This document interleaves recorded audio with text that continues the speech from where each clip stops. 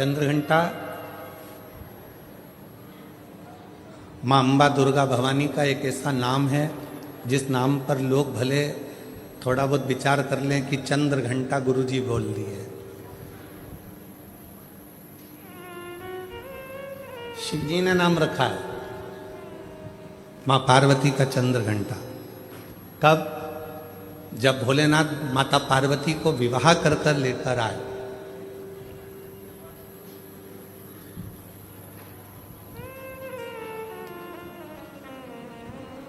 चारों तरफ तारकासुर के आतंक फैला हुआ था। आप लोग तो गुजरात के रहने वाले हो, तो माता रानी के नामों का व्याख्यान तो आप जितना अच्छा कर सकते हो हम तो बहुत कम कर पाएंगे, क्योंकि गुजरात तो पूरा माँ जगत जननी जगदम्बा अम्बा भवानी का एक आनंदमय स्थल है गुजरात। तो आप लोगों को तो ज्यादा मालूम होगा कि माँ चंद्र घंटा का नाम चंद्र घंटा कैसे पड़ा।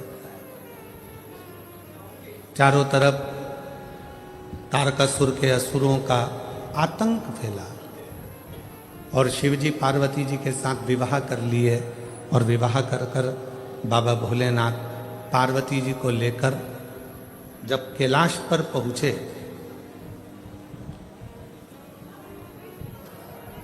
कोई उधर बैठकर भोजन कर रहा था शिवगण, कोई उधर बैठकर खा पी कर पड़ा हुआ था, कोई शिवगण अपने पूरे शरीर को नोच रहा था, कोई शिवगण उछल रहा था। पूरे कैलाश पर भगवान शंकर के गणों ने अपना पूरा जमा कर रखा था, आड़ा टेढ़ा। कुछ बर्तन उधर पड़े हैं, सोने का उधर पड़ा है, आसन उधर पड़ा है, सब सामान यहाँ वहाँ पड़ा था। और भोजन भी कोई एक गण लेकर आता या बनाता तो सब आपस में झगड़ा कर कर उस भोजन को ग्रहण करते।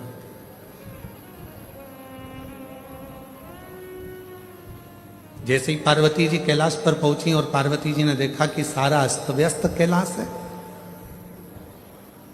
कोई सामान इधर पड़ा है, कोई सामान उधर पड़ा है, कोई सामान उधर पड़ा है, तो पार्वती जी ने शिव जी से कहा कि अपना विवाह हुआ है, अपन कहाँ रहेंगे ऐसे कैलाश पर।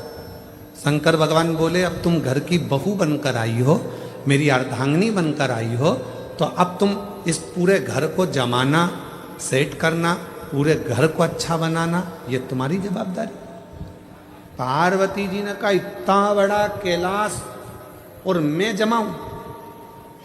तुम अकेली नहीं, ये गण है ना इतने सारे, इनके साथ मिलके जमाओ। पार्वती जी बोली, ऐसे गण खाए पिया पसर गए,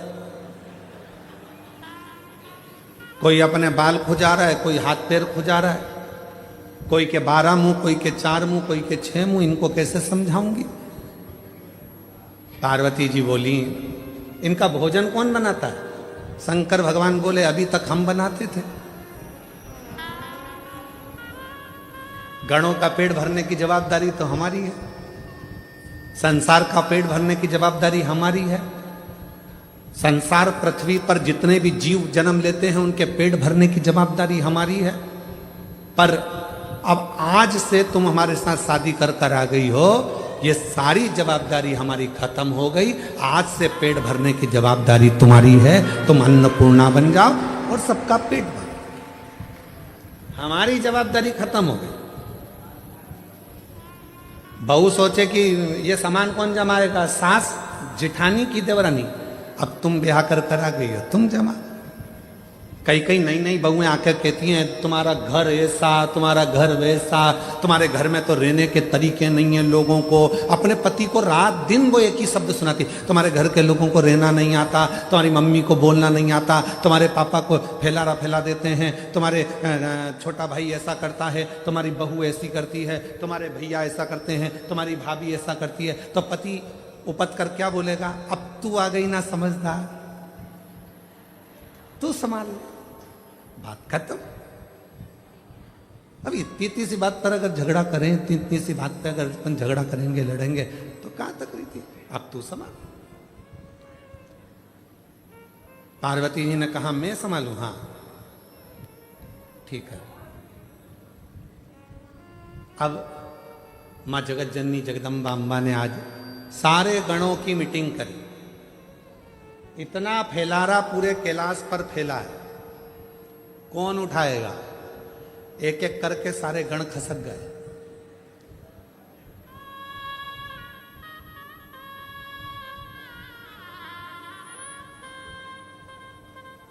कौन उठाएगा? कोई नहीं। पार्वती जी ने शिव जी से कहा, वो तो सब चले गए। शंकर भगवान ने फिर डमरू बजाया, सबको बुलाया। पार्वती जी ने पूछा, ये भूख लगी है सबको? हाँ। भोजन करोगे सब? हाँ। अब सबने हाँ भर दी। पार्वती जी बोली, मैं भोजन बना रही हूं, जितनी देर में खाना बनाऊं, भोजन बनाऊं, उतनी देर में पूरा कैलाश सेट हो जाना चाहिए, जम जाना चाहिए, और जो जमा कर आएगा सबसे पहले भोजन उसी को मिल जाएगा। जाओ।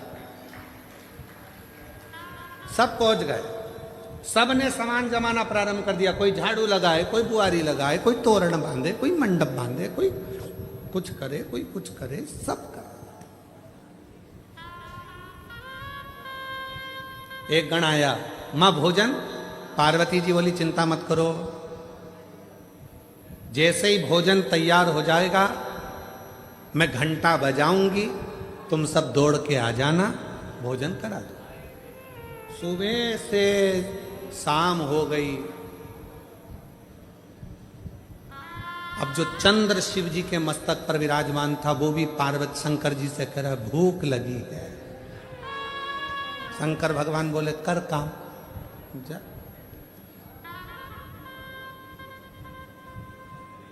जाओ।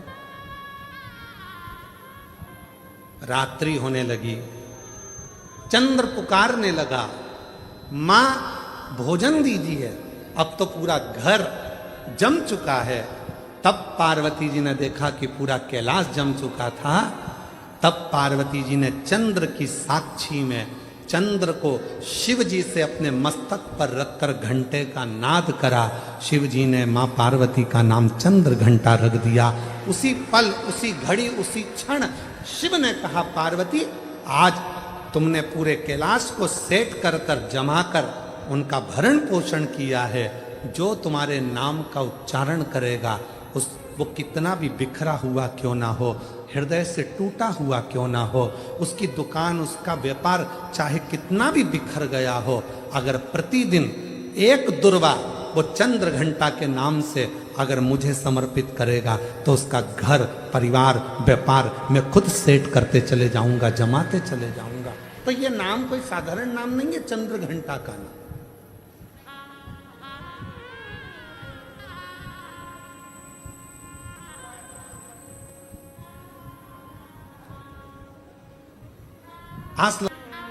और यहां तक शिव जी के परिवार में पुत्रों की बहुएं भी, रिद्धि और सिद्धि भी साथ में रहे, वो भी साथ।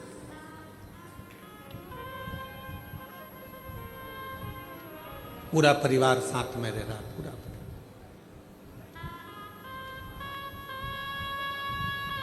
और किसी 33 कोटि देवता में एक देवता का नाम बता दो जो पूरे परिवार के साथ रह रहा हो, जिनके बच्चे भी साथ में रह रहे हो, पोता पोती भी साथ रह रहे हो, रिश्तेदार भी साथ रह रहे हो।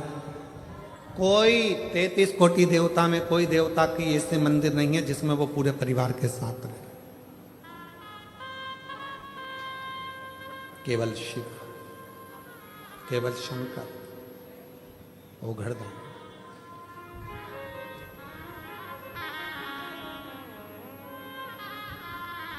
क्यों?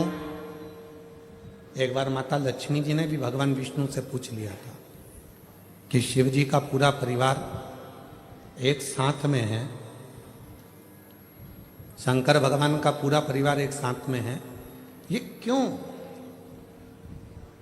भगवान नारायण ने माता लक्ष्मी से, विष्णु पुराण में वर्णन आता है कि लक्ष्मी को माता भगवान नारायण ने कहा था, सुनो लक्ष्मी, भगवान का पूरा परिवार एक ही मंदिर में इसलिए दर्शन देता है, शिव जी का परिवार कहता है, शिव महापुराण की कथा कहती है लक्ष्मी, कि जब घर का कोई एक व्यक्ति भी अगर शंकर के शिवलिंग पर जल चढ़ाता है तो उसके घर में रहने वाला छोटे से छोटा बच्चा हो, चाहे बूढ़े से बूढ़ा व्यक्ति हो, वो चढ़ाए गए जल का फल पूरे खानदान को मिल जाता है, पूरे परिवार को मिल जाता है,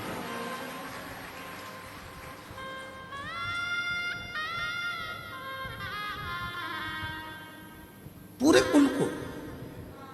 और सारी समस्या का हल एक लोटा बोल बम का नारा है। बाबा श्री शिवाय